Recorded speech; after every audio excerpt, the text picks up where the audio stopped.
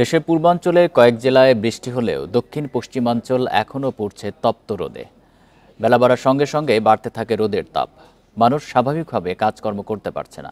প্রচণ্ড রোদ আর ভ্যাপসা গরমে অস্বস্তি বেড়েছে জনজীবনে। এলো বেক্সিমকো বন্ড 15% মুনাফায় সর্বোচ্চ হারে সবার উপরে। এক মাসের বেশি সময় ধরে অনাবৃষ্টি আর তাপপ্রবাহে বিপর্যস্ত জনজীবন। এরকম পরিস্থিতি আগে কখনো দেখেনি দক্ষিণ পশ্চিমাঞ্চলের মানুষ। এরকম রোদ গরম দেখি না দেখার ধরনের জন্য এবার এক মাস হলো খুব খরানির তাপমাত্রা বেশি। জীবন হাঁসফাঁস করছে, মানুষ কাজকর্ম করতে পারছে না। চুয়াডাঙ্গা আবহাওয়া অফিস জানায় তাপপ্রবাহ চলবে আরও 2-1 দিন। 6 থেকে 12 মের মধ্যে বৃষ্টির আভাস দিচ্ছে সংস্থাটি। চুয়াডাঙ্গায় বৃষ্টির কোনো আলামত নাই।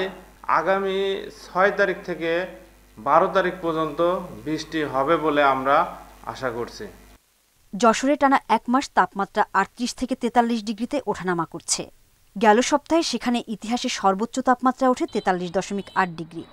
মানুষজন বেরোচ্ছে ওই রাতে, দিনের বেলা কোনো মানুষজনই নেই, মনে হচ্ছে মরুভূমি। পাবনায় গত 2 সপ্তাহ ধরে 40 ডিগ্রির নিচে নামছে না তাপমাত্রা।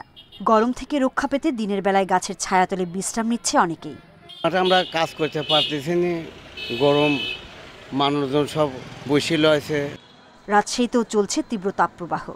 তাপমাত্রার পারদ থাকছে 40 ডিগ্রির উপরে। দুপুর না হতেই রাস্তাঘাট হয়ে পড়ছে জনশূন্য।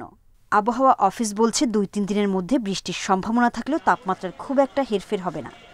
কয়েকদিন থেকে একটানা তীব্র থেকে অতি তীব্র তাপপ্রবাহে রূপ নিচ্ছে। আগামী 2-3 তারিখের পর থেকে দেশের বিভিন্ন জায়গায় বৃষ্টি হওয়ার সম্ভাবনা রয়েছে। ঝড় বৃষ্টি শুরু হওয়ার আগেই কৃষকদের ধান কেটে নেওয়ার পরামর্শ দিচ্ছেন কৃষি কর্মকর্তারা। সোহেলি জাহান, ইন্ডিপেন্ডেন্ট নিউজ।